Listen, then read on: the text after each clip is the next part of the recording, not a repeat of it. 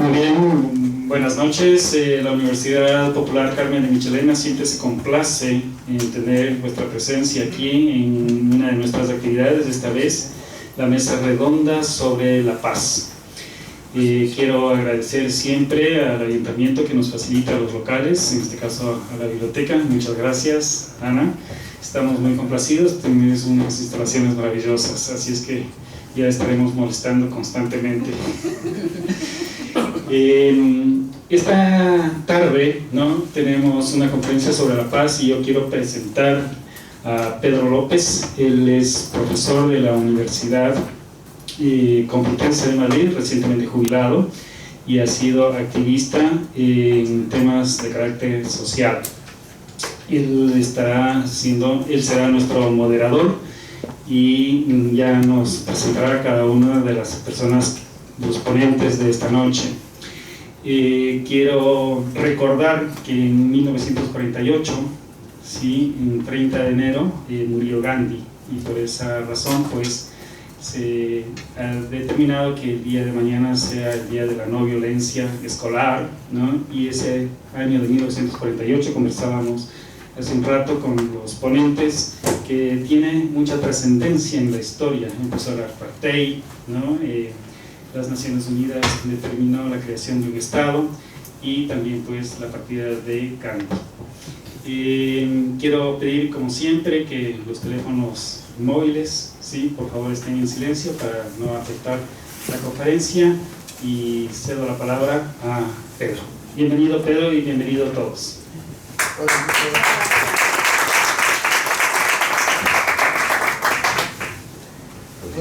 Muchas gracias. ¿Se oye bien? No sé si estoy seguro con estas cosas.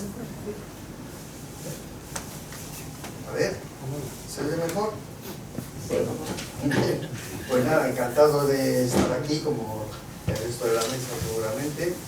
Y bueno, pues efectivamente vamos a reflexionar sobre el Día de la Paz, el Día Escolar de la No Violencia y la Paz, que es mañana, evidentemente. Y yo creo que es un día precisamente apropiado para reflexionar sobre los valores que se están transmitiendo en nuestro sistema educativo.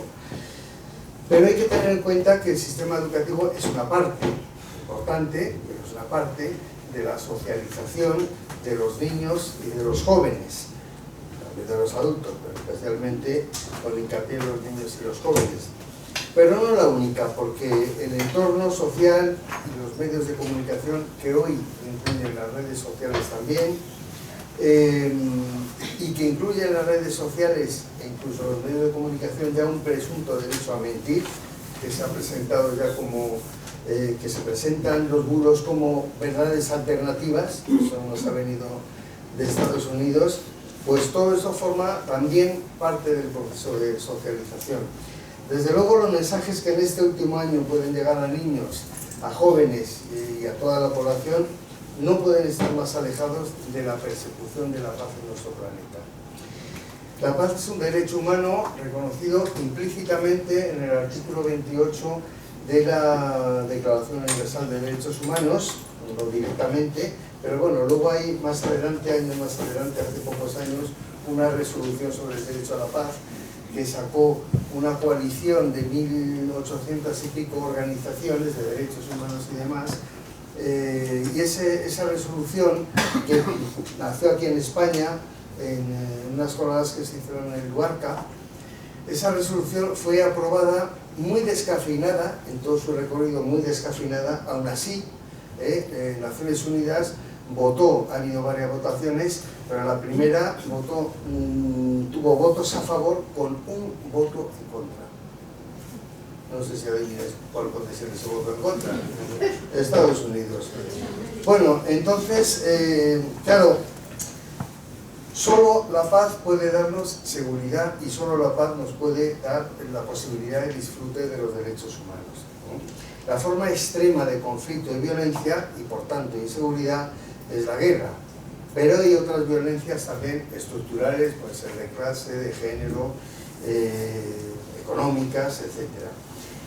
Frente al discurso del emprendimiento, que es el dominante hoy día, que ridiculiza la búsqueda de seguridad, la seguridad es una necesidad humana fundamental, que en la pirámide, no sé si os suena, la pirámide del psicólogo Abraham Maslow, pues está justo por encima de las necesidades fisiológicas.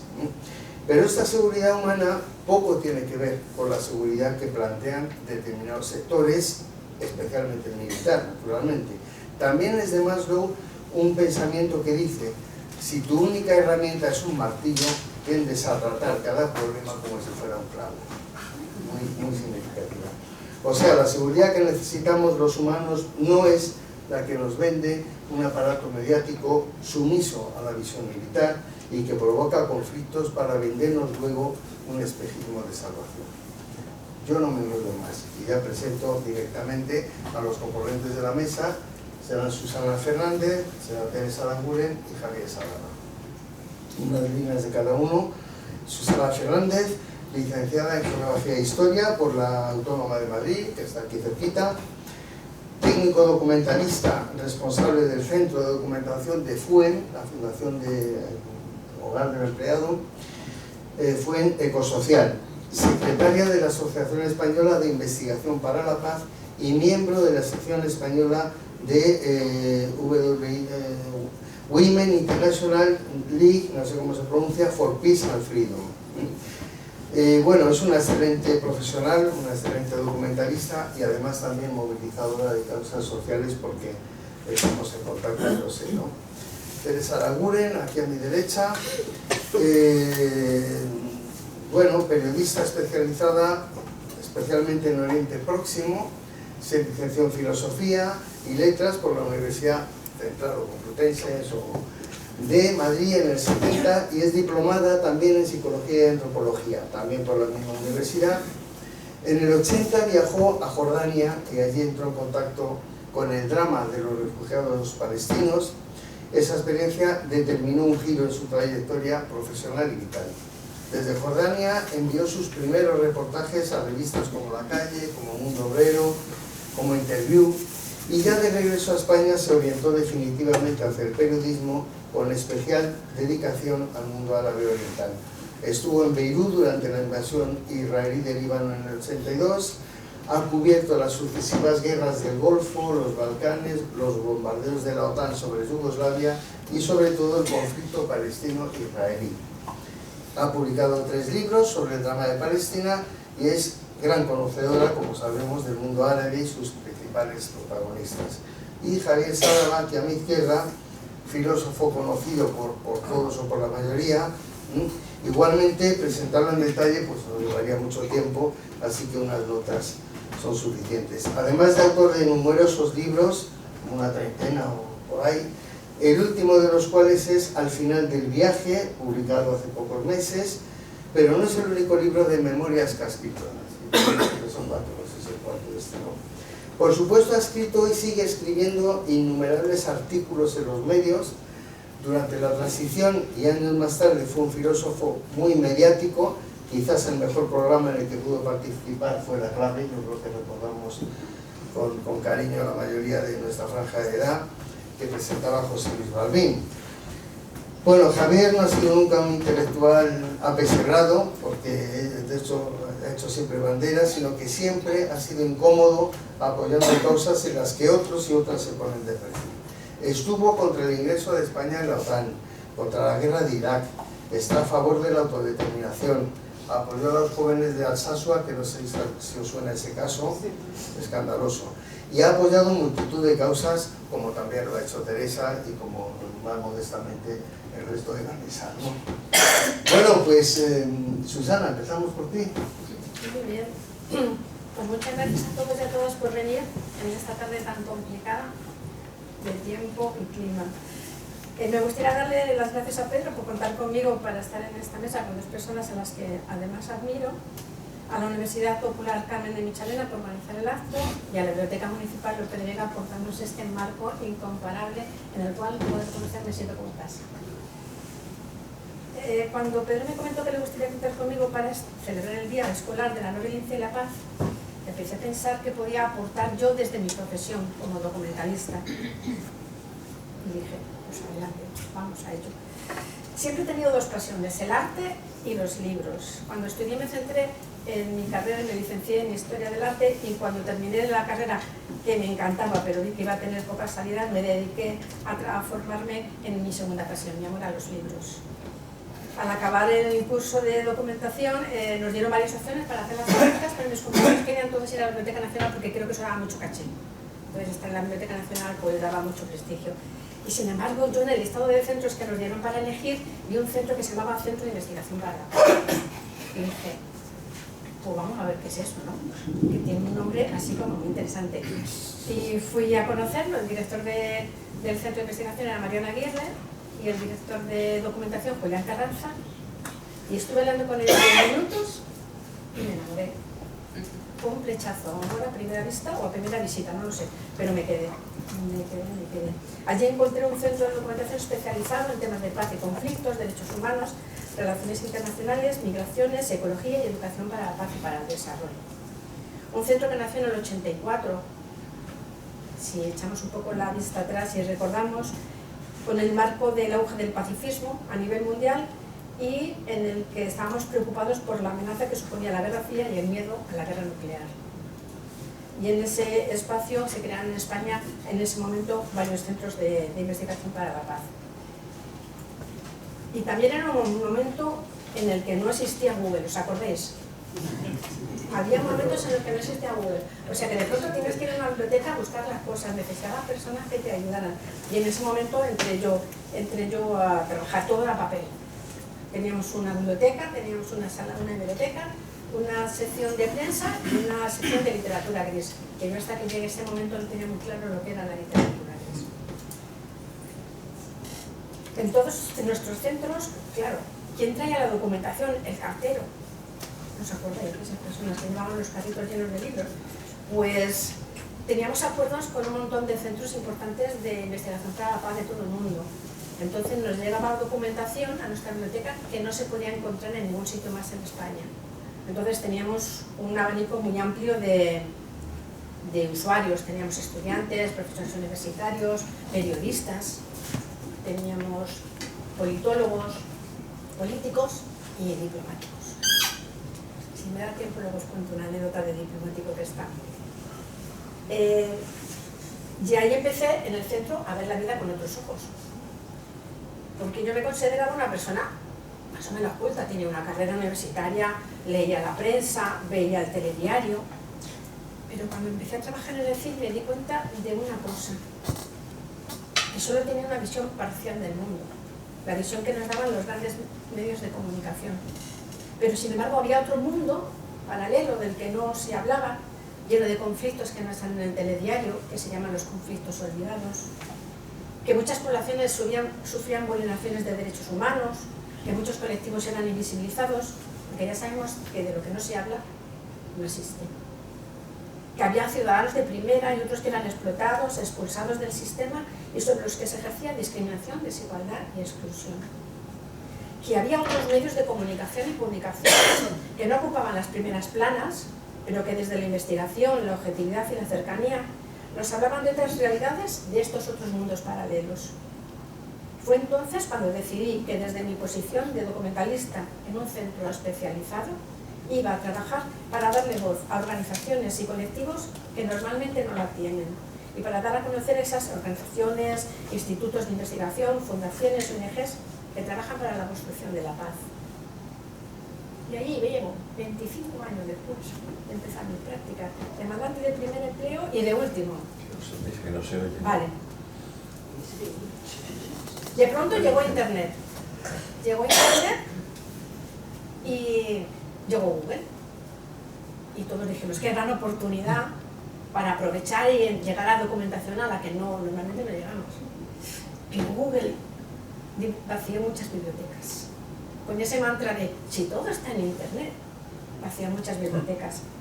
Y entonces nuestro rol como documentalistas cambió radicalmente. Porque hasta ahora habíamos tenido unas funciones tradicionales de gestión de la colección y sin embargo, a partir de ahora nos encontrábamos que los usuarios no venían a la biblioteca y que éramos los bibliotecarios los que teníamos que acercar las bibliotecas a la ciudadanía. Y así se creó mi centro de documentación virtual.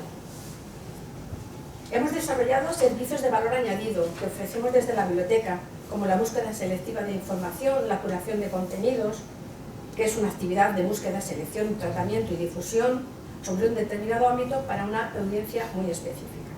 Este trabajo lo llevamos a cabo atendiendo nuestro servicio de lecturas recomendadas, las cuales mando a Pedro puntualmente todos los viernes, y selecciones de recursos. Algunas veces aprovechamos efemérides o situaciones de que en este momento estén en el candelabro, que dirían aquella. Y eso nos ha permitido crear un espacio de comunidad, desde la distancia, pero generando comunidad. Otro de los aspectos fundamentales es el trabajo en red, porque cada uno de nuestros espacios somos muy pequeños, pero unidos tenemos más fuerza.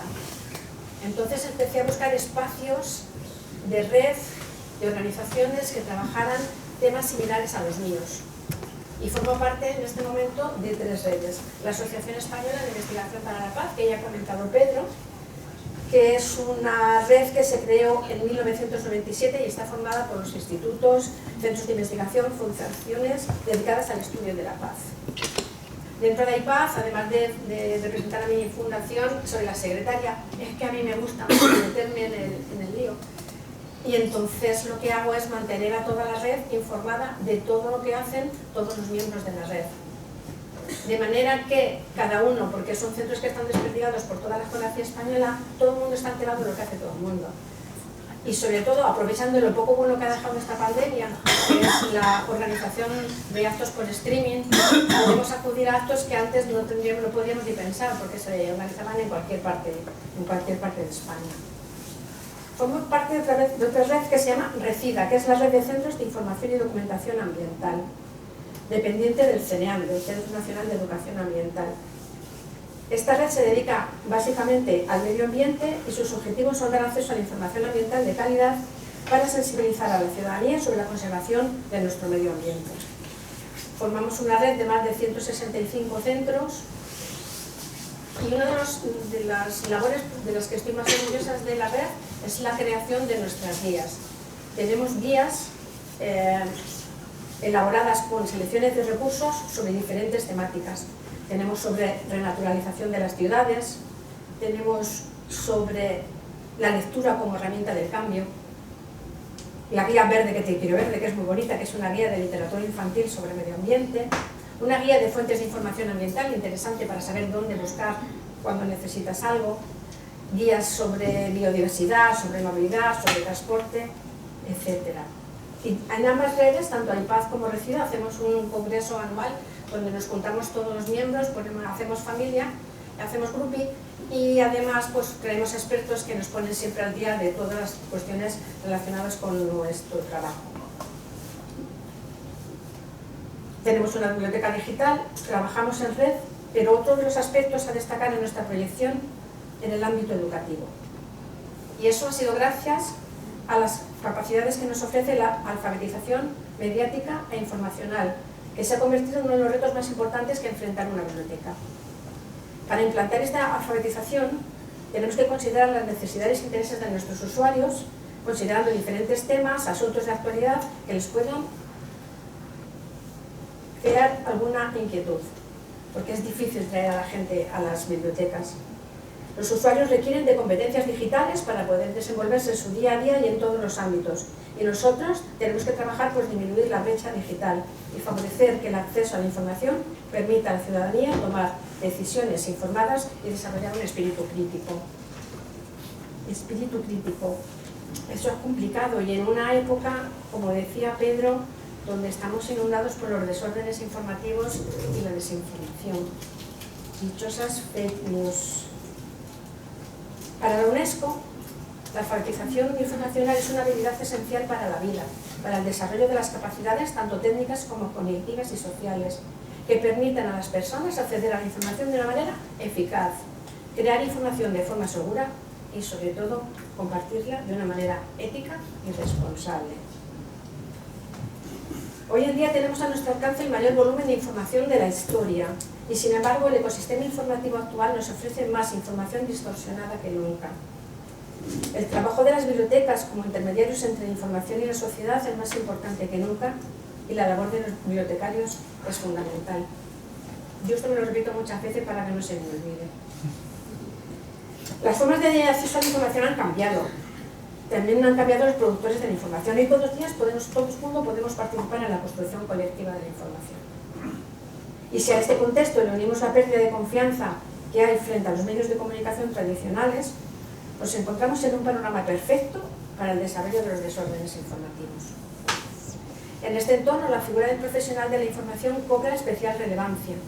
Su labor en la inmediación es muy valorada y la biblioteca se afianza como punto de encuentro, como instituciones culturales y sociales democratizadoras de la información, del aprendizaje y del intercambio de ideas, desarrollando una de las misiones fundamentales para la defensa del derecho a la información, a la veracidad y a la confiabilidad de la misma.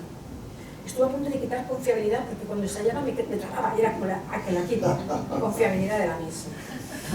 Me gustaría terminar con unas palabras de Carlos Berzosa, que fue rector de la Universidad Complutense y que actualmente es patrono de la Fundación donde trabajo, y que están publicadas en un libro que creo que Pedro conoce, Información, Conocimiento y Bibliotecas, en el marco de la globalización neoliberal.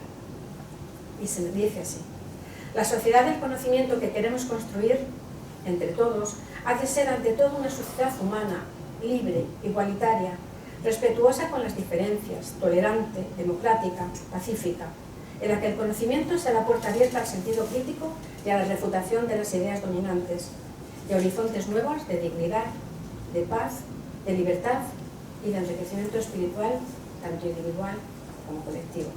Muchas gracias.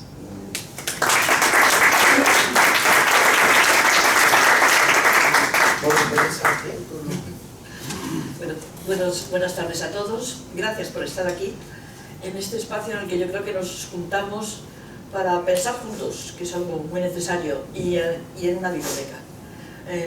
Todo lo que ha dicho Susana sobre la importancia de las bibliotecas y el papel que adquieren después de que nos demos cuenta que no todo se encuentra en Google, o no se encuentra de la misma manera, pues creo que es algo que no debemos dejar de lado.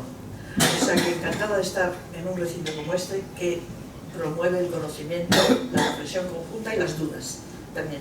Yo cada vez me doy cuenta de que es muy peligroso no tener dudas y hay que mantener las dudas porque las dudas nos ayudan a investigar, a pensar, a no pensar que ya no tenemos todo resuelto. Bueno, como yo soy periodista y por lo que ha dicho Pedro, veréis que mi trayectoria está muy ligada a zonas en guerra y venimos a hablar de paz. Y lo primero es, ¿por qué hablamos de paz? ¿Por qué hay un día de la paz? Pues yo creo que entre otras cosas porque la experiencia histórica del ser humano son las guerras. Porque venimos marcados por la experiencia de la guerra, aunque no, esta generación, por ejemplo, no haya vivido una guerra, la mía quiero decir, pero ha tenido la guerra de los padres, contada todos los días ahí. Y como europeos tenemos las dos, yo diría casi mayores carnicerías de la historia de la humanidad, que son la Primera y la Segunda Guerra Mundial, y esto me interesa señalarlo en escenario europeo, con protagonistas europeos y con factores estrictamente europeos. ¿Por qué digo que me interesa señalarlo? Porque los europeos, o Occidente en general, tenemos la tendencia a considerarnos portadores de civilización, de valores democráticos, de defensa de los derechos humanos, pero pensemos en nuestra historia.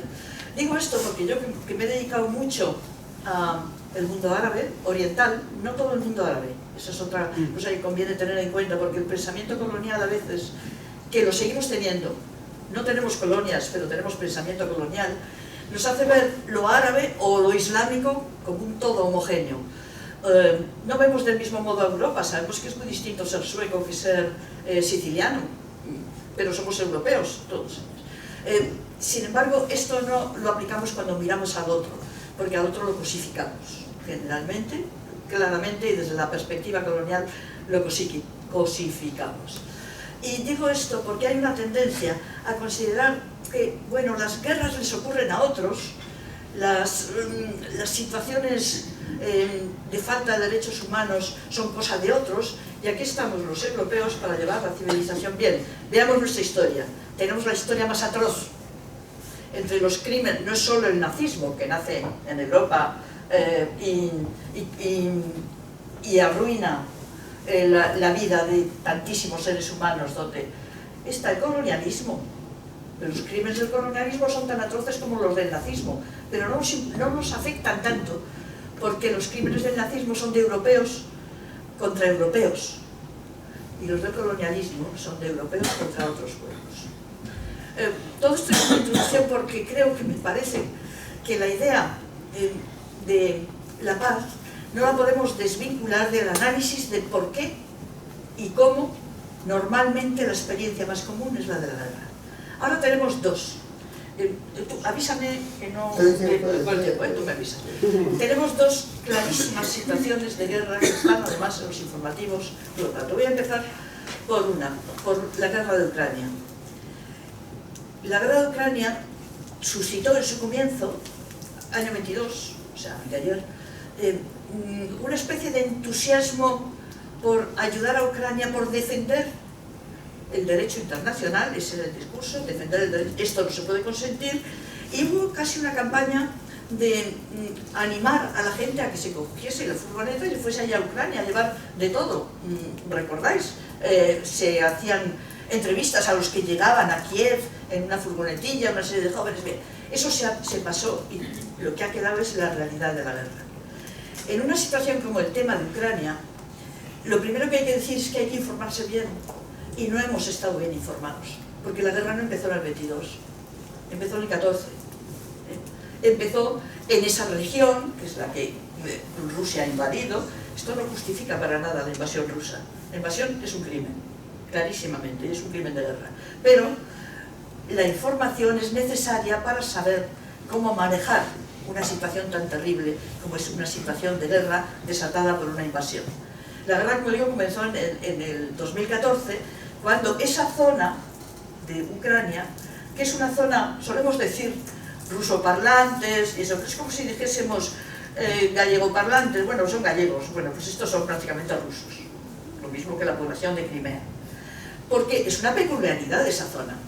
También son ucranianos, pero su identidad, su bagaje cultural, eso está asociado a Rusia.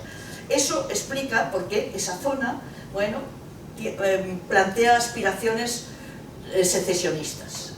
Y ahí interviene, en el año 14, es que si digo el 14 parece que hablo de la guerra del 14, no, 2014, interviene de una manera muy brutal el ejército ucraniano contra su población. Y ahí Europa no dijo ni media, no intentó frenar eso. Y se cometieron atrocidades, como fue el incendio en el que murieron quemados vivos varios sindicalistas en Odessa, me parece que fue.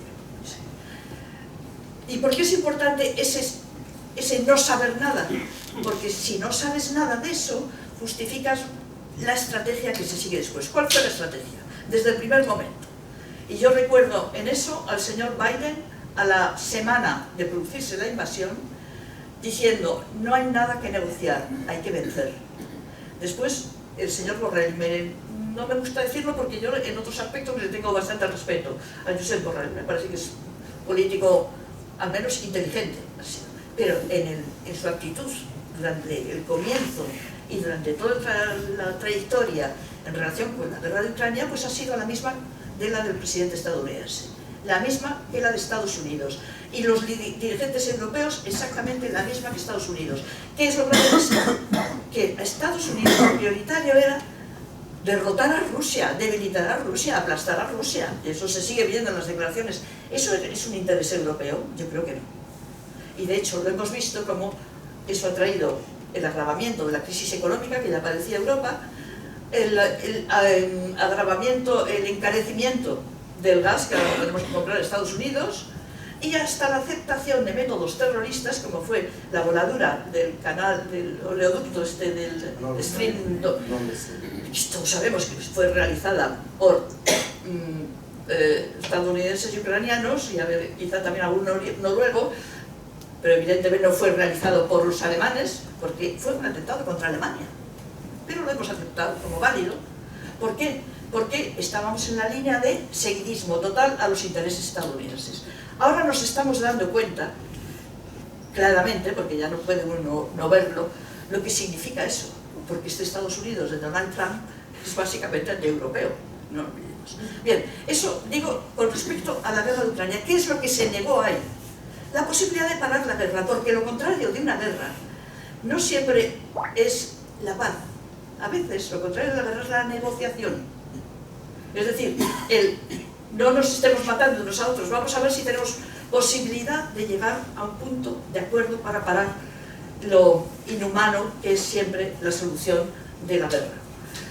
Y eso se negó desde el primer momento. Finalmente todos sabemos que habrá una negociación, después de cientos de miles de muertos ucranianos y rusos, no estadounidenses ni franceses ni eso. Bueno, pero ahí está. Lo dejo ahí en referencia a esta guerra. La otra no es guerra. Lo primero que diré. Lo otro, lo que está ocurriendo en Palestina, no es guerra. Desde el comienzo no es guerra. Una guerra indica dos contendientes, dos ejércitos enfrentados. Lo que ocurre en Palestina es una masacre, es una ocupación, es una limpieza étnica. Desde el comienzo. Y lo que hemos visto, no sé cómo voy de tiempo, lo que creo que hay que tener claro también en el drama del Oriente Próximo y lo que está ocurriendo con el pueblo de Palestina es que no empieza ahora. Desde luego no empezó el 7 de octubre con el ataque letal y crimen de guerra de Hamas. No empieza para nada eso. Pero tampoco empieza no empieza con el señor Netanyahu, por muy fascista o ultraderechista que sea, no empieza con él. Empieza con la primera limpieza étnica, con la negación de la existencia del pueblo de Palestina, que comenzó a finales del siglo XIX. Todos conocemos, creo, el eslogan tan eficaz del sionismo: una tierra sin pueblo para un pueblo sin tierra. Y fue un grandísimo bulo, porque Palestina nunca fue una tierra vacía. Y además, quienes tenían el poder en ese momento, los británicos, lo sabían. Había muchos documentos de eso. Pero ¿qué es lo que pasaba? Era bueno para los intereses imperiales de Gran Bretaña. La confluencia de los intereses de un movimiento europeo como fue el sionismo, que nace también en el 19. ¿Por qué marco cuándo nace? Porque no nace como consecuencia del Holocausto, es muy anterior. Y el proyecto de crear Israel en Palestina es muy anterior. Surge de la Primera Guerra Mundial, no de la Segunda. Y surge de la confluencia de los intereses coloniales de Gran Bretaña y de los intereses, en las aspiraciones, quizá, de judíos europeos de Centro Europa. Los judíos de Oriente en ese momento ni se enteraron de aquello. ¿Y cómo surge? Surge apoyándose en la colonización británica, en el mandato británico, para colonizar Palestina, que era una tierra poblada y con su sociedad y con su pueblo. No muy diferente demográficamente y socialmente en los años finales del 19 y hasta los años 20 de cómo eran otros territorios del Mediterráneo, cómo era la sociedad española de esa época, cómo era la sociedad griega. Ya me toca a terminar. Bueno, pues solo digo, lo que ahora estamos viendo, esas filas de palestinos en Gaza yendo de sur al norte, volviendo a sus casas que ya no existen, que han sido destruidas, no es la primera vez que pasa. Esto es una limpieza étnica que se hizo muy similarmente, aunque ahora más atroz, porque los medios son más letales, en el año entre el 47 y el 48. La expulsión en masa de la población palestina. Esa es la raíz de esta atrocidad que estamos viendo ahora. Y la raíz de esto que llamamos guerra, pero no es guerra, es matanza.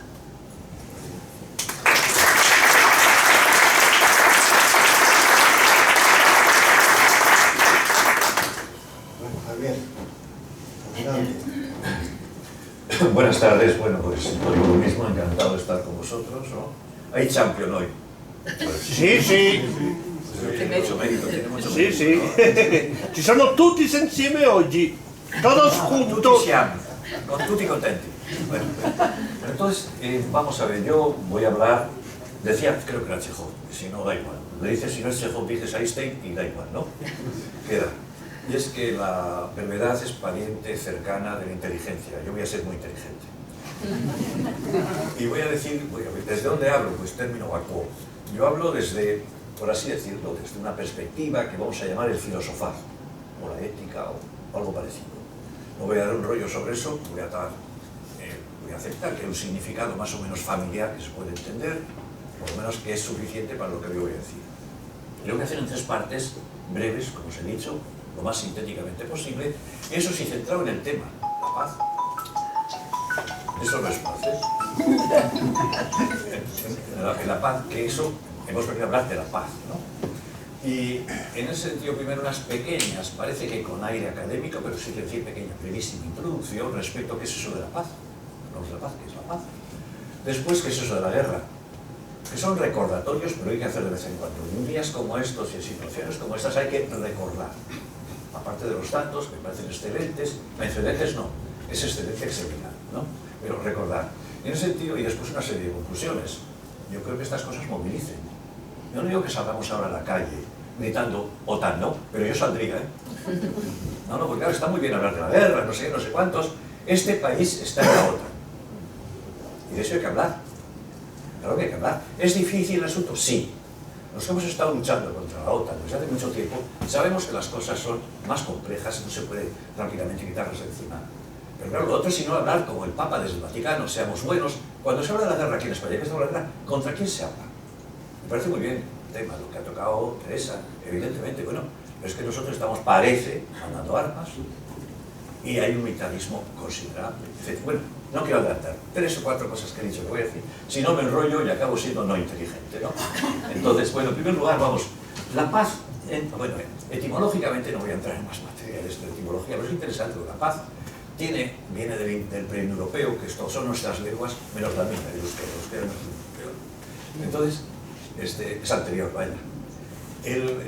Vamos, la paz tenía el significado de algo más interno, estar tranquilo, que no le moleste, no, eso es la paz, ¿no? Tal como viene más o menos empaquetada dentro de lo que es nuestra tradición etimológica y nuestra tradición, dentro de lo que ha sido la historia nuestra. Eso tiene un peligro grande, y en este momento lo estamos padeciendo, el subjetivismo, y acabé en autoayuda, y acabé en un estoicismo que se ha puesto de moda, de forma que parece que lo importante es que uno, de una u otra manera, esté tranquilo, sereno en casa, y eso es importante, sí lo es, no voy a decir que no. Pero eso no es la paz, como después se ha desarrollado, y como nos interesa tenerlo hoy. A la historia me remito, y en función de otra serie de acontecimientos que han seguido que tienen que ver con lo que ha hecho que lleguemos hasta nuestros días. Porque hay un hecho objetivo, que es la violencia. La violencia entre estados, la violencia en función de unas ciertas supuestas ideologías, la violencia, la discordia. Y eso es precisamente lo que ha dado lugar a que, tiene que darnos lugar a que, independientemente de ese aspecto subjetivo, está lo objetivo. Y lo objetivo es que hay una violencia inmensa, tremenda. A eso se puede decir por muchas formas. Es la guerra. La guerra hay muchos tipos de guerras, muchísimas, pero la guerra a la que voy a fijarme es en ese momento en que unos grupos contra otros, especialmente los que tienen más poder, sobre otros, los machacan. Los machacan y eso se produce a veces con una serie de... cuando se hace con piedras y acabamos naturalmente en este momento teniendo la nuclear, o por lo menos podríamos tenerla, ¿no? Es decir, todo eso es lo que ocurre en la guerra. Hay un significado también de guerra, bueno, voy a dejar los más significados, simplemente que estamos en la guerra objetiva. Y ahí me paro. Hay un tal Boy que tiene un escrito en el que dice que no ha habido año en la humanidad sin guerra, ni uno. Y en este momento, el Estado de Israel, el Estado de Israel, no Netanyahu, el Estado de Israel, ¿no? Porque ha sido elegido, desgraciadamente, pero ha sido elegido. Que eso es una desgracia de las democracias liberales, pero lo tienen, y hay que señalarlo también. Bueno, claro, entonces, en ese sentido, está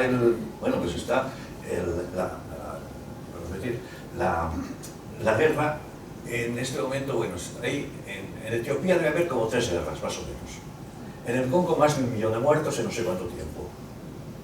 Con las armas que mandamos desde acá, claro, ¿no? Es decir, que guerras hay cantidad, por todas partes, mayores, menores, etc. Pero vamos, que es un mundo en guerra. Es un dato fundamental. Primera consideración, dejando otros aspectos más evolutivos y tal, la guerra es lo más imbécil que puede hacer el ser humano. No vale para nada, sí para destruir. Para nada, no se arreglan las cosas. Paz, violencia legítima, que es distinto. Defensa de... Eso es otra cosa distinta. Eso es defenderse contra la guerra, ¿no? Pero si no, lo que hay es lo que estamos viviendo. Decía Huxley, sí, era Huxley, que si hubiera otro planeta con inteligencia, primero, si eran muy inteligentes no venían aquí, claro. Razón de más que debe haber probablemente inteligentes, pero que no vienen. Entonces decía, claro, si vieran, decían, si ellos tuvieran una noción de infierno, dirían, eso, la Tierra. Y yo suelo decir, si alguien mirara de lejos el universo, este maravilloso universo, y mirara la Tierra, diría, estos tíos están locos. Pero todo el día guerreando, todos pegándose. ¿Pero qué es eso? ¿No? ¿Qué animales racionales son estos? Eso es la guerra. Y tenemos muchísimo. Y estamos ahí. Y eso es un drama, eso es una tragedia. Y eso es parte de nuestra vida. Y eso nos implica a nosotros. Si uno... Porque una de las posturas peligrosas del texto es precisamente decir, no es que como la guerra siempre ha habido, como es algo que está ahí, no hay cosa más falaz que decir, como ha sido siempre así, va a seguir siendo así. Eso es falaz, eso no se puede decir. Esa misma persona que dice eso, si le hace algo a su hijo, va a reaccionar diciendo, ah, no, a mi hijo no. No, pues esto tiene que ser así. No hagamos notas o ideas pequeñas, sino digamos que realmente queremos resistir a esto. Es un muro, sin duda, pero hay que resistir. Como veo que va mal de tiempo, voy a acabar ya enseguida diciendo que esta situación, yo creo que, bueno, pues habría que sacar alguna conclusión, por lo menos quiero decirlo aquí, en plan recordatorio, en plan animación, en plan de exposición mía, que me anima a mí mismo también, ¿no? En medio de mi lumbago, pues lo digo así, me anima. Y es, bueno, primero hay que, no al militarismo.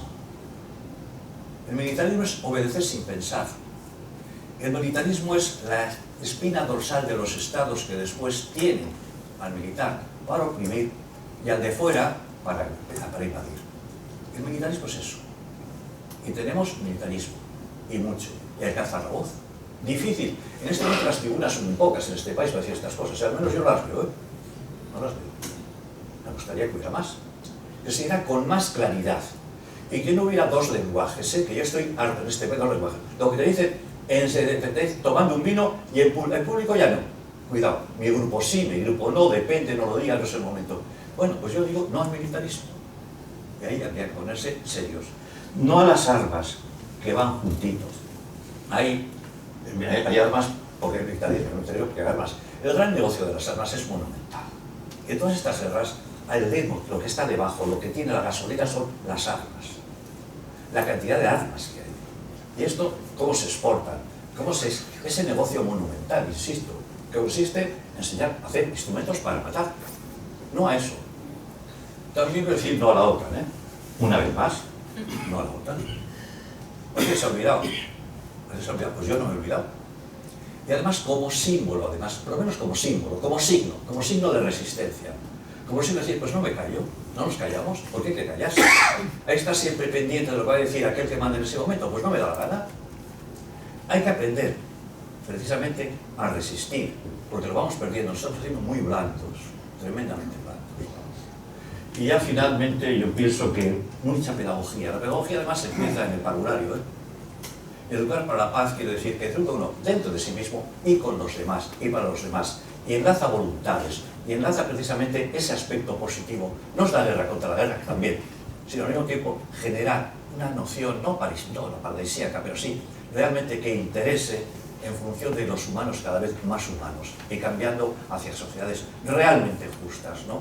Primero eso, después, pues, qué sé yo, bueno, pues lo que había dicho antes, pues sería un tema por sí mismo. Regeneración de los movimientos pacifistas, Estamos perdiendo los movimientos sociales.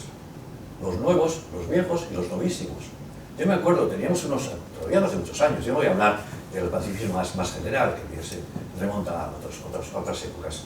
Me acuerdo yo cuando era mucho más joven, o sea, por el neolítico por ahí, ¿no? En donde, pues lo que hacíamos teníamos movimientos por la paz. Y funcionaban además extraparlamentarios o intraparlamentarios, cada uno que se monte donde quiera. Bueno, que haya todo eso. Yo solo acabo con dos frases que me gusta decir, por lo menos. Hay una carta de Jung, ¿no? de Freud, me parece que esa, a Einstein diciéndole, siempre va a haber guerras. A mí eso me duele decirlo y me molesta aceptarlo, porque hay otra frase de Einstein que dice, el día que los hombres dejen de desfilar, sus sueños se harán realidad. Ojalá. Gracias.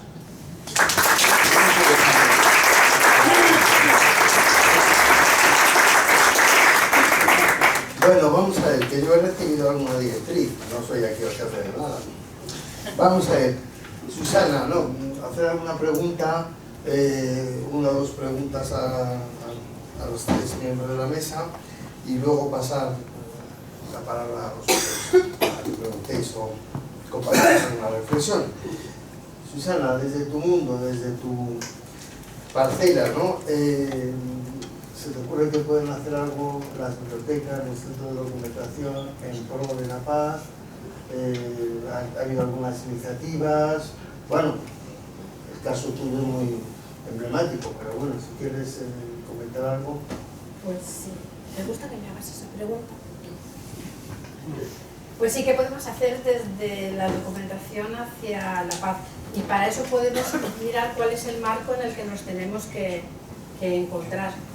Según la resolución de la Asamblea General de Naciones Unidas sobre el programa de acción sobre una cultura de paz, nos dice que la cultura de paz es un conjunto de valores, actitudes, tradiciones, comportamientos y estilos de vida, basados en el respeto a la vida, el final de la violencia, la promoción de la no violencia como la educación, el diálogo y la cooperación, el respeto pleno en la promoción de todos los derechos humanos y las libertades fundamentales, los esfuerzos para satisfacer las necesidades de desarrollo y de protección del medio ambiente, el respeto y la promoción del derecho al desarrollo, el respeto y el fomento de la igualdad de derechos y oportunidades entre hombres y mujeres, el respeto y el fomento del derecho a todas las personas de la libertad de expresión, opinión e información, y la adhesión a los principios de libertad, justicia, democracia y tolerancia. Pero tenemos también otro marco, que es la Declaración Universal de Derechos Humanos de 1948, increíble año, como nos comentaban antes, que afirma en su artículo número 19: todo individuo tiene derecho a la libertad de opinión y de expresión. Este derecho incluye el no ser molestado a causa de las opiniones, el de investigar y recibir informaciones y opiniones, el de difundirlas sin limitación de fronteras por cualquier medio de expresión. Y ahí entraban los profesionales de la documentación. Estamos implicados en la defensa de la libertad de expresión y en el derecho de recibir información. Sobre todo en el de no discriminación para todas las personas a las que atiende, la defensa de los valores democráticos y los derechos fundamentales, y su trabajo para reducir las desigualdades sociales y la integración de los colectivos más vulnerables de la sociedad.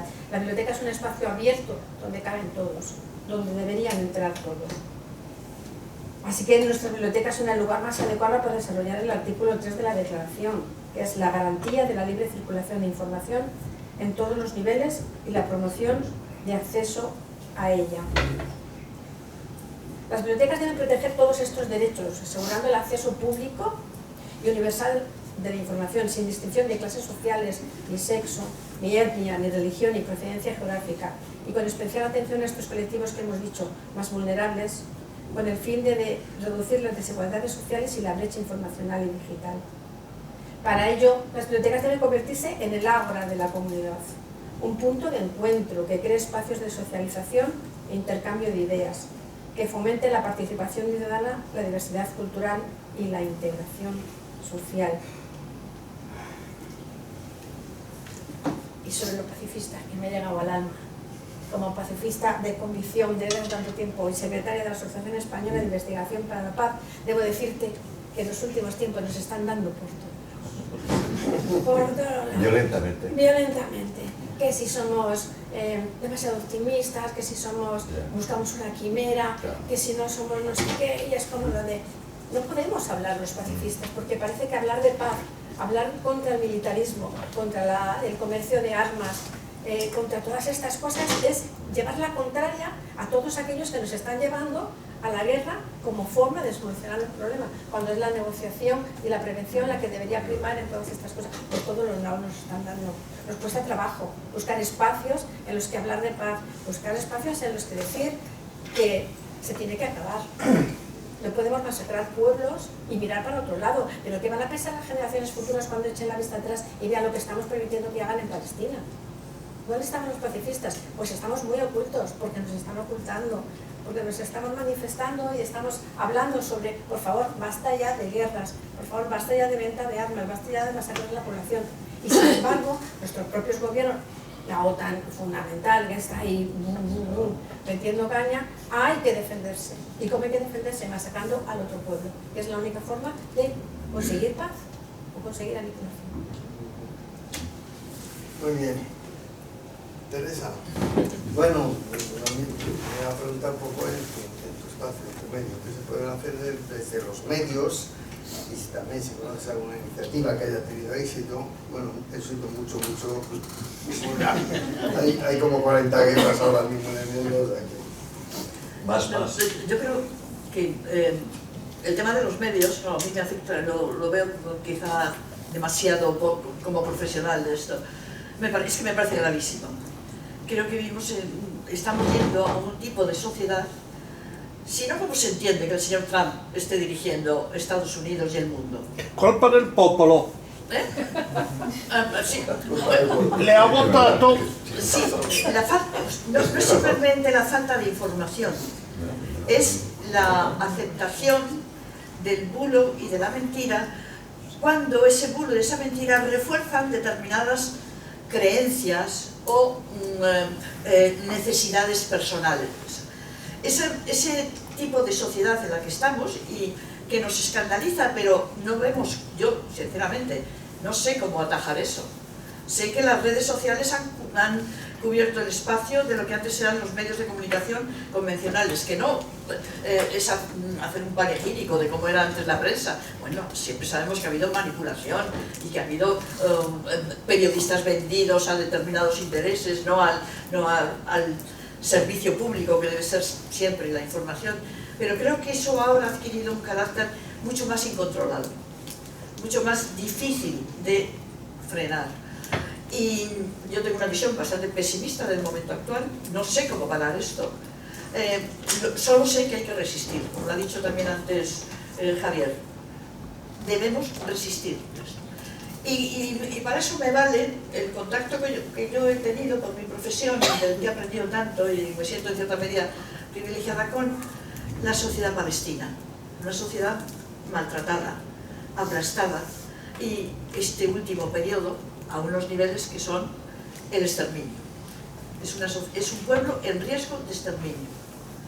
Y si eso ocurre sin que pase nada, eso es lo grave, todo lo que ha venido ocurriendo en Palestina desde hace 76 años ha ocurrido, es atroz, la primera limpieza étnica, sin que pase nada. Es decir, sin que haya reacción de esto que llamamos el mundo, la comunidad internacional, que generalmente es, cuando decimos comunidad internacional, es un eufemismo para referirnos a Unión Europea y a Estados Unidos, es decir, Occidente. Y si lo que está ocurriendo ahora mismo en Gaza nos devuelve la imagen de lo que realmente Occidente somos para nosotros.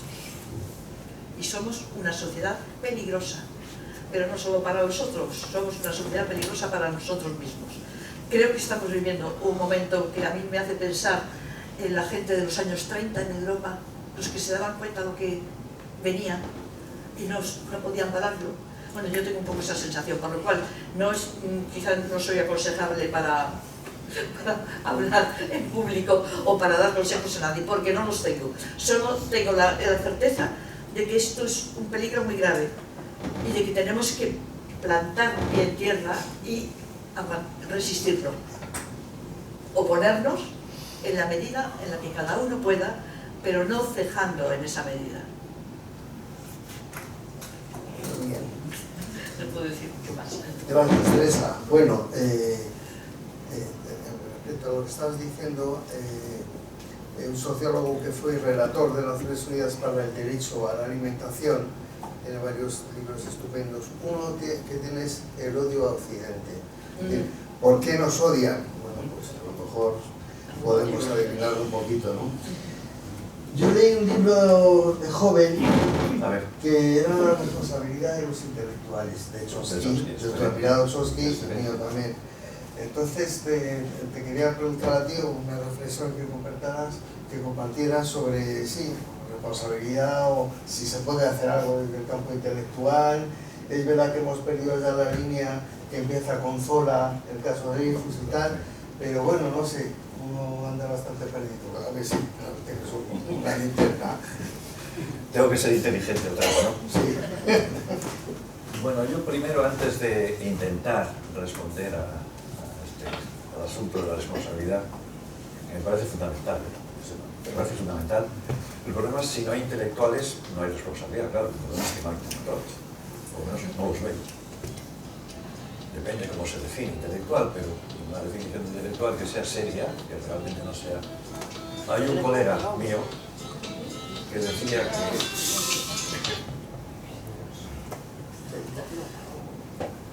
que si ve usted en algún sitio intelectual, lea imbécil.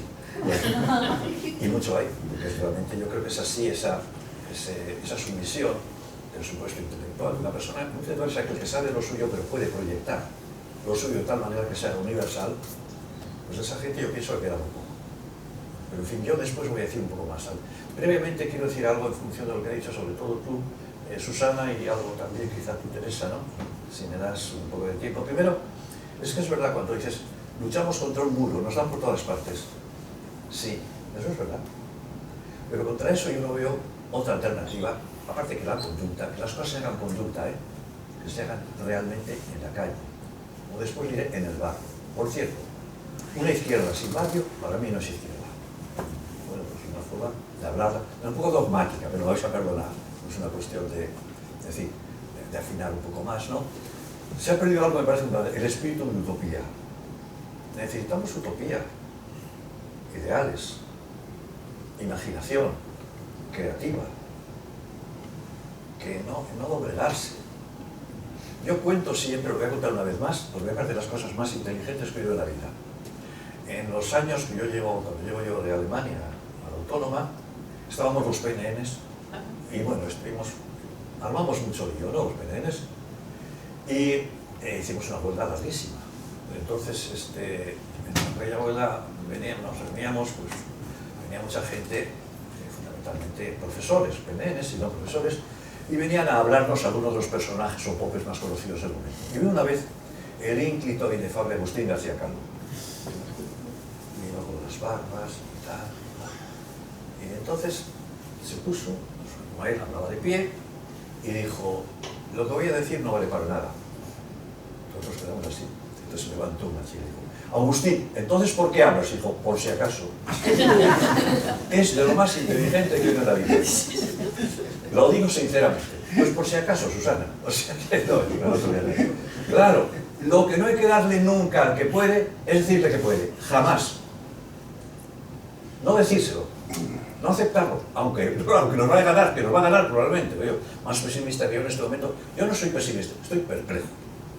¿No? Vamos, entonces, bueno, primero yo diría eso, que un poco más de sensata utopía. Si la utopía no es pedir la luna. ¿Podría decirme usted que no estoy de acuerdo con esto? Que podemos suponer, soñar, imaginar y desear mundos mejores.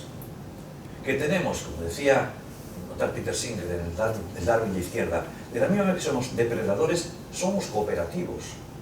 Que podemos hacerlo. Bueno, por lo menos primero eso, podemos. En segundo lugar, una de las cosas que también ha salido por ahí era no sé si exactamente es, no sé, bueno, el tema de las guerras, ¿no? La focalización en función de los intereses. Los mediáticos siempre son los que son en función de los intereses económicos que son los últimos, ¿no? Los principales fundamentales. Se focaliza la guerra en un sitio y se olvidan las otras. Ya hay que ampliar el dial hay que ampliarlo, porque no hay boletos. Está muy bien ver una causa concreta, pero los intereses que son comunes, y no tienen que hacernos olvidar que hay otras cosas en donde hay violencia, hay discordia, hay sumisión, etcétera, etcétera, ¿no? Yo creo que es una cosa que también habría que tener en cuenta. Y ya voy a acabar enseguida la responsabilidad de los intelectuales. Mirad, yo, una de las cosas que creo es que quien tiene algún poder, escribiendo, hablando, de alguna manera, tiene que ejercerlo. Si tiene un compromiso social, a mí me parece la idea de compromiso es fundamental. Yo, sinceramente, entiendo muy poco a una persona que no tenga un compromiso social, aunque sea pequeño. Que no tenga compromiso en algún sentido. Dentro de sus posibilidades, como el que dijera alguno, y es que yo no conozco a nadie, bueno, si puedo conocer, que me diga, no me he enamorado nunca. Hombre, no, seguro se enamoró. O me dice, bueno, pues si no, lo mío era sexo. Bueno, es otra cosa, pero en cualquier caso sí que hay una cuestión que parece que es que está dentro de una naturaleza o la cultura. Y culturalmente uno realmente es alguien que está con los demás cuando se compromete con algo. Yo creo que ese compromiso es fundamental. Lo de Chomsky me ha interesado siempre porque ha sido una persona, siendo como fue él, un genio dentro de la lingüística, se comprometió con el mundo que lo bien. Y en Estados Unidos, que no era nada fácil, ni es. Tiene 96 años ya, sí, por cierto. Entonces, yo tengo escrito un obituario porque me dijeron que se había muerto y ahí está el obituario. Para mí que no se muera, ¿no? Pero entonces, claro, entonces bueno, yo creo que esa idea de compromiso tendría que tenerlo. Y poco más puedo decir que esa, sí, yo creo que hay 2 o 3 cosas que se pueden hacer mínimamente, ya que el muro es muy fuerte, ya que las posibilidades de romperlo, que está tan estructuralmente, como se decía antes, la estructura, como decía Andrés, es tan firme, sí hay sitios, hay huecos. Yo creo que, por ejemplo, antes he dicho el barrio. Yo últimamente estoy cada vez más en el barrio. Me encuentro gente sencilla, que está fuera a veces del vocerío y el ruido político, que está ahí. No, pero que la gente que está, que tiene ganas de cambiar, que no quiere que le engañen más, que estaría dispuesta, yo creo que estar ahí, hay que estar con esta gente ahí. Hay que aprovechar los medios que haya, escritos, no escritos, solo hay que aprovecharlo, y después sí que tendría que hacer una auténtica revolución cultural. No en términos maoístas, porque parece que no da mucho resultado. No. Ha venido un amigo mío ahora de China, venía asustado, auténticamente asustado. Solo se habla de dinero allá, solo, me decía. Estoy alucinado, decía. Solo dinero. Una cosa impresionante, ¿no? Si levanta la cabeza Marx, ¿no? Pues no era para... Bueno, entonces, bueno, yo creo que, no sé, se me ha perdido un poco lo que iba a decir respecto a lo que habría que hacer es estar en los sitios que uno tenga a mano, saber que siempre hay algo que se puede hacer, y la revolución cultural tiene que ser, eso sí, estamos boca abajo, cuesta abajo en la cultura. Hay una ignorancia monumental, no lo digo en plan ahora pretencioso, ni mucho, al revés, y me hago autocrítica. Yo todo lo que digo en contra de algo siempre, de una u otra manera, me meto también, ¿no? Es que últimamente no se sabe de nada, Y encima, el bulo de una parte, de la otra, de lo más allá. En los bulos, como tantas cosas, la desinformación, son mensajes que mandan los que mandan, estén en un sitio donde estén, los mandan. Bueno, yo pienso que en ese sentido hay que, enterarse más. Hay medios de enterarse. Yo hay gente joven que sigo conociendo, que me llama la atención, me dice, ¿cómo puedo enterarme? Yo, tú por la mañana cuando te levantes, ¿a qué hora te despiertas? Y digo, pues a las 8, bueno. Yo que soy gilero me despierto antes, pero bueno. Y le digo, bueno, coges la radio y estás media hora viendo las noticias, oyéndolas, después te acuerdas de los muertos de todos los que han dicho esas cosas, a lo mejor. Coges los periódicos, los lees y después dices, esto es una porquería. Pero has estado media hora haciendo esa labor. No encuentro a nadie que lo haga.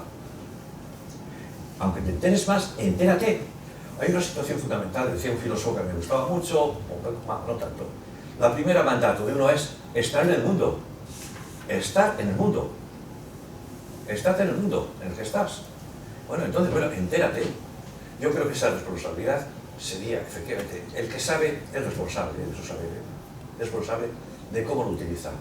Eso tendría que hacerse, como digo, como uno pueda, poco a poco, sin resistiendo, con un cierto cariño, con un cierto optimismo. Yo tengo poco, vamos a decir, no veo las cosas, estoy en la línea un poco de Teresa, no veo que las cosas en este momento sean muy halagüeñas, pero aún así quiero ser optimista. Y, sobre todo, por si acaso. Bueno, pues nada, vamos a abrir un poco el... ¿Sabes que me ha dejado pensando en el tema de enamorarse? Yo conocí a 2 personas, que no se vean nunca. Mujeres que me han dicho, yo nunca he estado enamorada. Bueno, es curioso porque en fin, me parece triste, ¿no? Pero bueno... Oye, yo he conocido, yo por ejemplo, a mí me resulta muy difícil, a mí me gustan mucho los chistes. Si son verdes, mejor, San Edmundo, ¿no? Y los de Bilbao me los sé todos. Pues a mí me cuesta mucho pensar que haya personas que me van a contar un chiste nunca, y sin embargo las hay. Entonces me sorprende, porque el humor sí que es pariente de la inteligencia. Y gente que no entiende un chiste, digo yo, oye, pues no somos del mismo, yo soy del Júpiter, tú de Marte, no lo entiendo. Pues con el amor me pasa un poco lo mismo. Bueno, vamos a dar la palabra a cualquier pregunta que queráis hacer. Vamos a ver, Amelia es la primera que... Conozco aquí a 2 personas nada más. Amelia, tú eres dermatóloga... ¿Sí? ¿Cómo te llamas? Yo, Sí. Antonio Pérez. No, con Antonio vale. Bernardo. Bernardo. 3 palabras, pues nada. Amelia, cuando quieras. Bueno, realmente lo que habéis hablado de las experiencias que uno tiene son fundamentales. Yo pasé alrededor de 12 años en Centroamérica y me tocó vivir en guerras. También colaboré en la demanda de Nicaragua contra Estados Unidos, que por cierto se ganó. Un país pequeño le ganó al gigante de entonces por agresión ilegítima. Entonces siempre se pueden hacer cosas, ¿no? O sea, yo soy del bando de la esperanza, aunque realmente la situación ahora es muy mala. Yo soy jurista y me tocó trabajar me especialicé en Derechos Humanos y Derecho Internacional Humanitario y trabajé allí. La situación es tremendamente mala ahora. Porque es tremendamente mala, porque teníamos un esquema. Y ahora el esquema no nos sirve para nada. Tenemos la sensación de que el esquema nos lo han destruido completamente. O sea, yo estuve en la clase de Derecho Internacional y yo no sé qué pueden decir ahora los profesores. ¿Qué decís? Claro, si tú tienes que decir estos son los derechos humanos y esto es el derecho de la guerra, los convenios de Ginebra, ¿qué decís? Están violando todo y nada funciona. Si llevas un caso al Tribunal Internacional de Justicia o a la Corte Penal Internacional y tarda tanto que se pueden producir 100.000 muertos así en un año. Es un desastre monumental. Pero hay que tomar conciencia. ¿Qué problema tenemos gravísimo? Claro, yo vine de Centroamérica y me encontré con la sociedad española que había seguido caminando. Y había seguido caminando a nivel educativo muy mal. Y entonces los chicos no sabían historia de España y los chicos eran individualistas. O sea, todo era ellos, y solo se juntaban para el fútbol. Y si les sacas, o sea, los chicos van a votar como cuando van al fútbol, van al Atleti o al Real Madrid. Y entonces, claro, tienen lo que decía Sara, tienen una ignorancia profunda. Entonces, estamos empezando, no del nivel, estamos empezando en bajo 7. Estamos empezando mal y nos han pillado. Nos han pillado sin haber hecho los deberes. ¿Cómo es posible? Claro, los alemanes todavía tienen sentimiento de culpa por el holocausto y no se les ocurre otra cosa mejor que apoyar el sionismo para que produzca otro holocausto. O sea, nada se entiende, ¿no?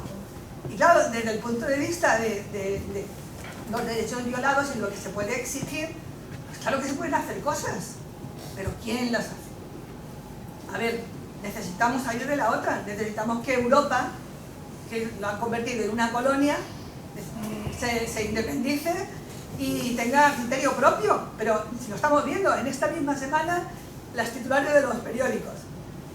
Trump se va a entender con Putin y deja de lado a Europa. Nos han sacado el dinero, la compra cuesta más porque hemos estado mandando dinero a Ucrania y ahora no contamos para nada. Pero claro, se me abren las carnes porque pongo al principio de la cuestión ucraniana de ahora, porque efectivamente la guerra venía no solamente del 14, de antes. Yo estuve por el Báltico en el año, no sé cuánto, hace bastantes años, y estaban poniendo bases de la OTAN cada 4 kilómetros. Y entonces, claro, si nos pone Marruecos una frontera llena de bases militares y armamento peligroso, no vamos a decir nada. Eso lo pudieron haber arreglado. Es más, los rusos le propusieron varias veces tratados para solucionar el tema de la invasión, para evitar la invasión. Claro que invadieron, nadie lo va a justificar. Pero tampoco son inocentes. O sea, ellos estaban provocando una situación de peligro para Rusia. Y como no sepas eso, no entienden nada más. Bueno, como desde el punto de vista jurídico hay que renovar todo porque está hecho un desastre, y efectivamente en mi generación, yo tengo 72, estudié en la Complutense hace muchísimos años, y teníamos un proyecto. El problema es que ahora estamos perdidos. No tenemos proyecto y necesitamos uno ya. Y necesitamos un proyecto europeo si queremos ser Europa. Y no olvidar que Rusia está al lado, que es Europa, que China está a continuación, que los BRIC existen, que son más gente y más territorios que los que llaman Occidente, y que Estados Unidos nos ha generado más que perjuicios, y que para colmo no ganan ninguna guerra. Desde Vietnam hasta Afganistán se han venido siempre con el rabo entre las piernas, ni siquiera vamos con el caballo ganador, pues hasta ahí. Muy bien. Antonio, luego los vais 3 palabras, luego si quieres decir. Yo me presento, soy un español de Madrid, vivo en Italia hará 42 años, soy viudo de una siciliana, viudo de una siciliana, jubilado y con 2 hijos. La paz está aquí, en la cabeza y en el corazón. Si nosotros internamente vivimos en paz con nosotros mismos, nunca haremos la guerra a los demás. Segunda cosa, el Evangelio de hoy, de Marcos, San Marcos, capítulo 4, habla del sembrador. El sembrador salió y sembró. En estos momentos, la siembra que hay en la época que vivimos es más de vientos y el que siembra vientos crea tempestades. Los nuestros políticos solo saben sembrar vientos. Comenzamos por el americano, el español, el argentino y varios europeos. Sembran vientos y recogeremos tempestades.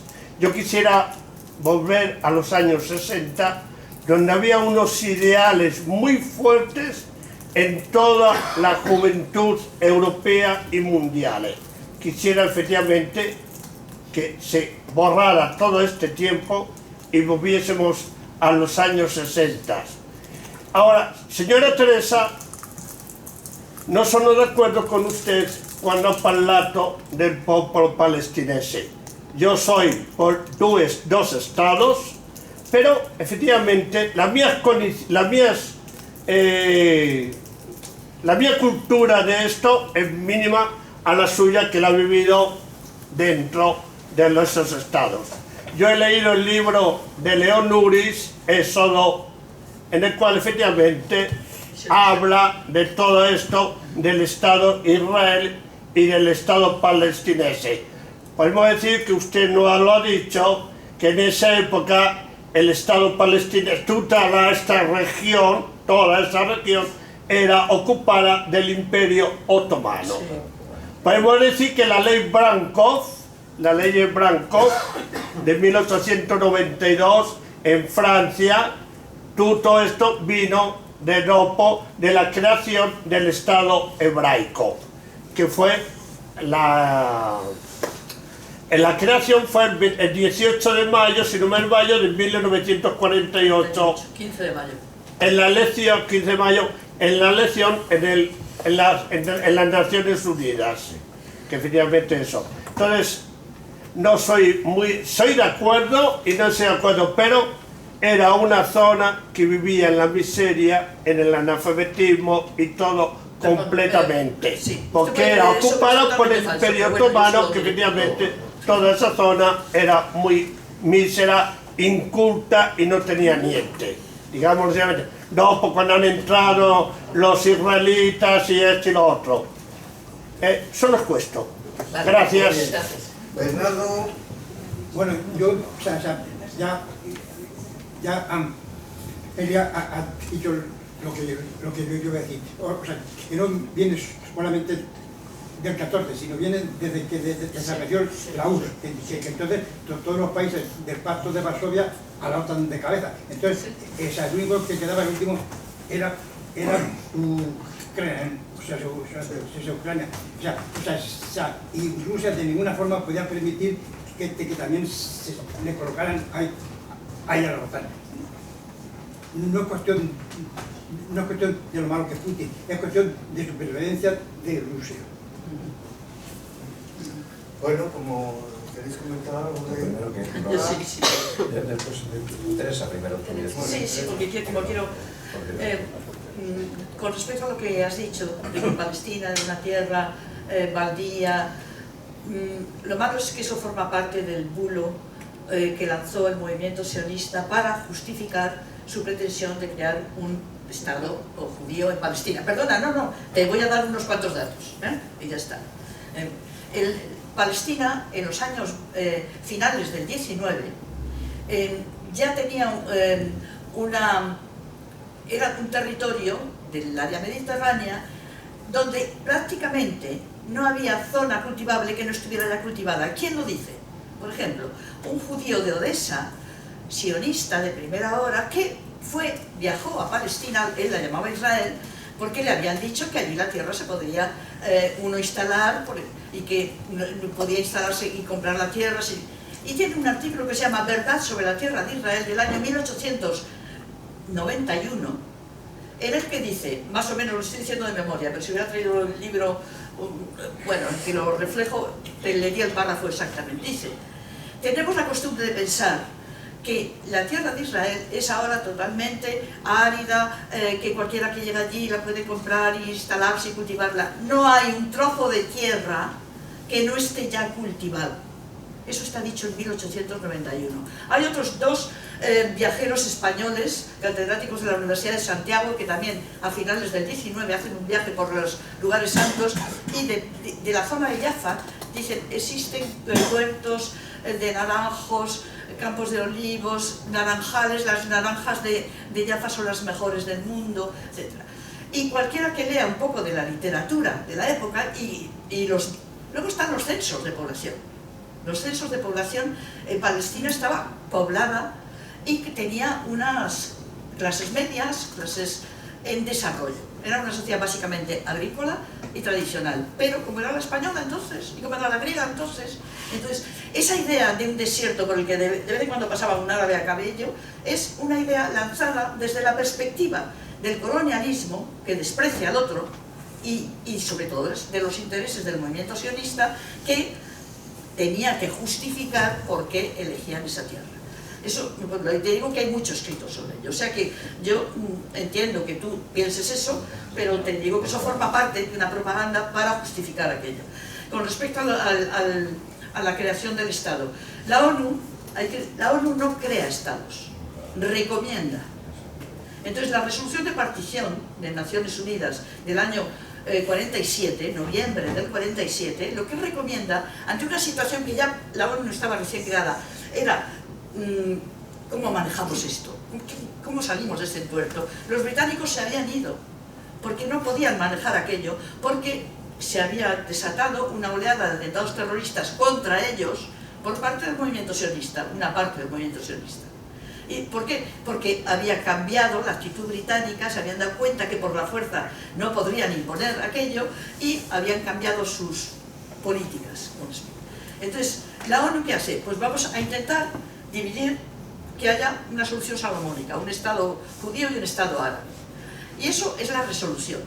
Pero el Estado de Israel no se crea por esa resolución. En ese momento, la población de Palestina la población judía en Palestina llegaba al 30%. El resto eran no judíos. Pero sobre todo la propiedad de la tierra, el movimiento sionista tenía el 6% de la tierra de Palestina. ¿Por qué? Con esas circunstancias, a la semana de la resolución de partición, empieza la limpieza étnica. Es que esa es la clave de la limpieza étnica en Palestina. Las primeras operaciones de limpieza étnica empiezan en diciembre del 47, una semana después de la resolución de partición, porque ¿cómo creas un Estado judío si no tienes ni la mayoría democrática ni la propiedad de la tierra? Por eso había que echar a la población de la tierra, de su tierra, y por eso se produce la limpieza étnica que empieza en diciembre del 47 y dura hasta junio del 49 realmente. Entonces creo que los datos son importantes, porque uno de los elementos con los que se mantiene una situación de aplastamiento, de injusticia, es la manipulación y el silencio y el ocultamiento de los datos. Afortunadamente, en el caso de Palestina, todo está muy bien documentado, pero está mucho más eficazmente tapado. Creo que, por ejemplo, la labor de información, de una información que intente desmontar mitos, justificaciones de actitudes guerreras, etc., me parece que es importante en el camino de, por lo menos, defenderse del espíritu militarista y de la idea de que todo se resuelve por la fuerza, que es en la que estamos ahora. Tenemos al señor Elon Musk, al señor Trump, que representan exactamente eso. Ha desaparecido el derecho internacional. En Gaza no simplemente están intentando exterminar a la población de Gaza, es que han conseguido que el derecho internacional ya no funcione. Y solo quiero decir una cosa más, lo he dicho mucho ya. Ha tenido que ser un país africano, Sudáfrica, que vivió el apartheid, quien ha tenido la decencia y la valentía de llevar no solo al señor Netanyahu, sino al Estado de Israel con la acusación de genocidio ante el Tribunal Internacional. Por eso mismo, el siguiente objetivo va a ser cargarse el Tribunal Internacional. Están en ello, ya sabemos, estamos viendo que están en ello. Y eso, consentir eso, nos lanza una perspectiva de una humanidad en la que solo rige la ley del más fuerte, es decir, la ley de la jungla. Y ante la ley del más fuerte sabemos que pierde siempre el más débil. Ya está. Por favor, picar un minuto. No, Un segundo solo. La mía cultura de lo que he hablado y la mía está en los libros. Ya, Vale. vale. Los Sí, libros hay muchos, hay muchos libros libros. para todos. Todos leemos libros. Javier... No, y una cosa muy, una vez más breve, o dos, una más en este terreno. Evidentemente no soy un experto, pero uno conoce los hechos, ¿no? Más o menos. Y otra que tendría que ver con todos nosotros y que se saca de una reunión como esta, ¿no? Me parece que es importante también. Respecto a lo que yo pienso que el peligro que hay en este tipo de cuestiones, cuando se retrotrae tanto que cae en lo que se llama ir contra el principio de clausura. Es decir, podemos remontarnos hasta Abraham, cuando viene desde Ur hasta Canaán, pues lo hemos hecho, ¿no? O aquí o allá. Hay un hecho que me parece a mí central, y yo creo que tú lo conoces bien, esto cómo no, esto, Teresa, que es el libro de Theodor Herzl, Sí, Eretz sí. Israel. Eretz quiere decir tierra en hebreo, ¿no? Eretz Israel. Y ese es el sionismo, y es lo que tenemos más cerca, y es lo más inmediato, y como diría Camilo, lo más urgente. Y sin, bueno, no teniendo en cuenta todo lo que se pueda decir al respecto y las circunstancias, es el sionismo, que no es el antisemitismo, que quede claro, el antisemitismo, que son cosas Y es el distintas. judaísmo, es el sionismo. Es el sionismo. Ese es el punto clave. ¿El sionismo qué es? Primero, va a funcionar siempre como si fuera Pero, un perdona, Estado... siglo XIX, Imperio Austrohúngaro. Imperio Austrohúngaro, exacto, sí. Bueno, no, pero fíjate, ¿qué va a ser este sionismo del cual estoy hablando? Van a funcionar como si fueran un Estado de Estados Unidos, dentro de Estados Unidos, ¿no? Y después, de forma colonialista y expansionista. Para mí esa es una de las claves del asunto. Después, eso podemos decir, dar datos, que darlos y mil cosas más, ¿no?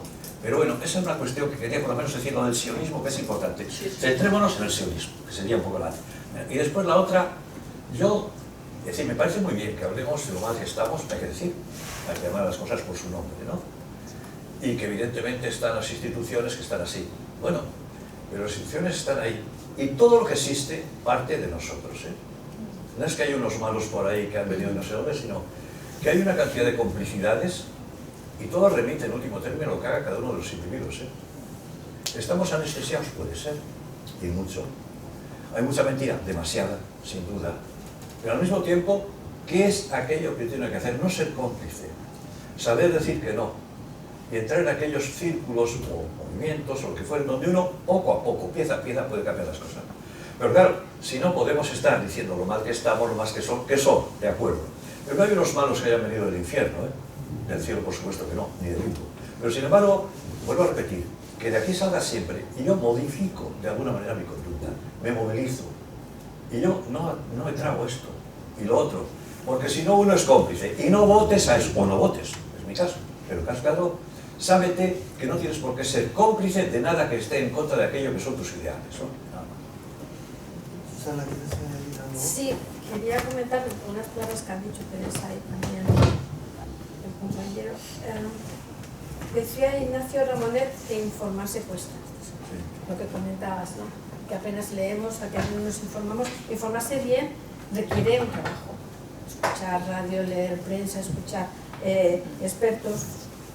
Y ahora estamos en la época de la inmediatez, la época de las redes, todo rápido ya. ¿Y qué nos falta? Contexto. nos falta contexto. Aquí tenemos todos los compañeros que están hablando sobre de dónde viene el origen de las cosas y la gente no lo sabe. La gente de contexto ve ahora. ¿Por qué? Porque los medios de comunicación de masas que están ahora en manos de grandes emporios económicos a los que no les interesa que haya paz, porque muchas industrias de guerra están detrás de ellos, lo que nos interesa es quitar el contexto. Estas cosas son así y además porque yo lo digo. ¿Y cuál es el problema? Que mentir es gratis. Los bulos vienen porque mentir es gratis. Y si encima la mentira la justifico porque apoya mi sesgo de confirmación, pues será mentira, pero es de los míos. Entonces ese es el problema. Bueno, uno que tal. Yo quería decir una cosa también, si no hay... No, a propósito de esto, ¿no? Vamos a ver. El tema de los... se me ha ido una cosa que quería decir de ti, pero yo... que has dicho tú, pero quería yo enlazarla con otra cuestión. Sí, el tema de la información y el tema de la ignorancia. Tenemos que estar enterados. He dicho, es una de las formas de estar en el mundo, estar con nosotros y estar enterados. Pero claro, hay que distinguir, y es una distinción muy analítica en filosofía, al menos que a mí me interesa, entre desconocimiento e ignorancia. Desconocer, yo desconozco si hay algo antes o no del Big Bang, porque no lo voy a conocer nunca, probablemente. Eso supera nuestro conocimiento. Uno desconoce aquello que no puede conocer. Pero la ignorancia es distinta, la ignorancia es negarse o no conocer suficientemente aquello que lo tienes delante. Eso es la ignorancia. Y yo estoy de acuerdo con un filósofo, ya murió, no estamos de acuerdo en otras cosas, español, que decía, el problema de la corrupción en España, no la principal, no es la corrupción económica, que también, sino la de la ignorancia. Yo creo que esa es la que hay. Y eso atañe a cada uno de nosotros. Que no es desconocer, es que se sabe suficientemente, o bastante, como para que usted se enfrente a eso que conoce y opere en consecuencia. Y claro, si al final, si al final no conoces aquello que puedes conocer, pues vamos. Yo creo que de estas cosas debe salir por lo menos con esa idea, el interés de que no se conviertan estas reuniones como esta, parecen excelentes, pero que no sean misas negras, ¿no? Que después uno actúe en función de aquellas posibilidades que tiene. ¿Alguna...? La caña. Ahora seguiremos el coloquio en la caña. Ahora tenemos el... A ver, aquí alguien se anima. Sí, esta mesa era la paz en la educación, como lo he entendido yo. Todo lo que estáis diciendo es para nosotros, que somos mayores. Aunque nos seguimos educando, nos vale para aprender. De hecho, es la negociación, el consenso, todo eso son herramientas que generan paz. Muy fina, pero para los niños, para la gente joven, si por ejemplo el Estado promueve un tipo de enseñanza, una serie de cosas, ¿cómo se puede intervenir? Porque tú les puedes decir, sí, lee. Y te pueden decir que sí, que lee. ¿Cómo se puede imbuir en la sociedad esa sensación de optimismo de que podemos hacer cosas? De que por mucho que esté negro, se puede volver gris. Eso es una respuesta que es muy difícil que me la deis, pero es la que a mí me gustaría, por lo menos, intuir ese gris. Yo fíjate, yo te voy a contestar rápidamente porque a una pregunta así, Chomsky respondió, yo te lo voy a decir, no como Chomsky, como digo con todo cariño. Les dije, pues respóndase usted. Respóndase usted, claro, es una de las cosas de... No, es que si estamos... No, pero claro, si estamos todo el día, que me parece bien, ¿eh? ¿Y qué hago? ¿Y cómo lo hacemos? Y no se puede. Hombre, está bien, pero en un momento hay que pararse. Y cada uno que piense, ¿dónde está él? Yo creo que hay una cuestión que aquí de reflexión, de autorreflexión, que hay que hacer en función de todo ello, después actuar mínimamente, por lo menos mínimamente, pero suficientemente dentro de nuestras posibilidades, ¿no? Hombre, yo respecto en concreto a mi vida docente, lo que sé es que lo que hay que hacer es aquello que uno piensa, decirlo de tal manera que la gente note que te interesa, que no haya doblez. Estamos muy sometidos al doble pensamiento, donde se dice una cosa, se hace otra. Me parece que es tremendamente negativo eso. Y a los chicos, a los chavales, que vean modelos, que cuando les dices algo, vean que eres un modelo de conducta, que tú vives eso que dices. A mí sería primero eso, ¿no? Y después lo demás, pues aprender y seguir aprendiendo. Es lo único que no se para. No se para nunca, aprender, que sería muy bien. A mí ahí me gustaría decir algo. Recordaréis el circo, porque el debate no es circo, que hubo con la educación para la ciudadanía, con esa propuesta, ¿no? La educación para la ciudadanía, que la derecha enseguida salió como si fuera un invento de Zapatero, era una resolución del Consejo de Europa, sencillamente. Y esa resolución se hizo cuando el PP estaba en el gobierno, era Pilar del Castillo quien fue a esas reuniones. Y le pareció...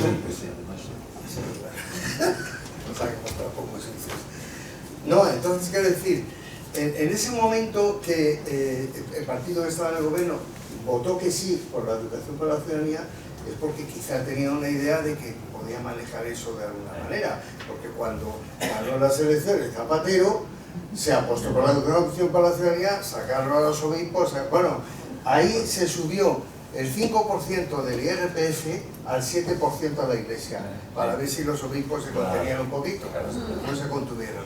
Quiero decir, si perdemos de vista cuál era el contenido de la educación para la ciudadanía, que en esto discrepamos un poquito, Amelia y yo. Yo te voy a decir algo. Bueno, entonces, la gente piensa que nacemos sabiendo lo que es la democracia, ¿no?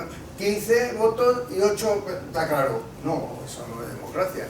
Democracia requiere una discusión, está la idea de democracia deliberativa, de Habermas o atribuida a Habermas. Es decir, saber lo que es la democracia no te viene por los genes. Y saber lo que es ser ciudadano, ya sabéis que los griegos llamaban idiota al que no se ocupaba de las cosas comunes, ¿no? De ahí viene la palabra idiota, ¿no? Entonces, quiero decir, se ha abandonado ese tipo de educación, o si está formalmente, pero no se llena el tiempo ahí sin tal, y no hay un aprendizaje de lo que es democracia y de lo que es ciudadanía. Entonces, aquí tenemos a Trump, tenemos a Bolsonaro, que ha pasado a Milei, pues con estas nociones de que son democráticas, son nada más que los votos, no es eso. Amelia, ¿me quieres corregir? Sí. Ya lo sé. Sí, ya habíamos hablado de eso. A mí me pareció una torpeza por parte del PSOE poner una materia dentro del bachillerato que se llamara Educación para la Ciudadanía, porque estaba cantado que iba a salir toda la derecha a decir eso es como la formación del espíritu nacional de Franco, porque no tenía el nombre correcto. ¿Qué ocurre en el resto o en la mayoría de los países democráticos? Se estudia la constitución del país y ahí dentro vienen los derechos humanos, que pinta tu país en el contexto mundial y qué se espera de ti como ciudadano. Y si eso se desarrolla y se explica bien, está todo dicho y no hay necesidad de ponerle otro nombre. Y si tú le pones a una materia Constitución Española, no va a haber ningún partido que se vaya a negar a enseñar eso, digo yo, y esa es mi tesis. Ya. Por eso pongo el relieve que cuando se aprueba en el Consejo de Europa el año de educación para la ciudadanía. Sí, pero aquí teníamos que aterrizar en este territorio. Y el territorio estaba minado. No se va a resolver ahora. Claro. Bueno, ¿algo más que añadir? Yo solo quiero añadir una cosa relativa a la educación. La importancia de la escuela pública. Claro. ¿Qué es lo que iguala? Porque la violencia y la guerra tienen que ver con aplastar uno a otro. Y entonces la defensa de la escuela pública creo que forma parte también de la defensa de una cultura de paz. Una escuela pública con recursos, con calidad, etc. Y estoy bastante de acuerdo en eso de bastar la Constitución para... La enseñanza pública, sí, sí. Bueno, ahora que todo hace falta un máster para todo, el máster es... Pues se acabó la idea de la universidad pública, sí. Bueno, pues muy bien, ha sido muy agradable este encuentro. Muchísimas gracias a todos y a todas por asistir y gracias aquí a la mesa. Gracias.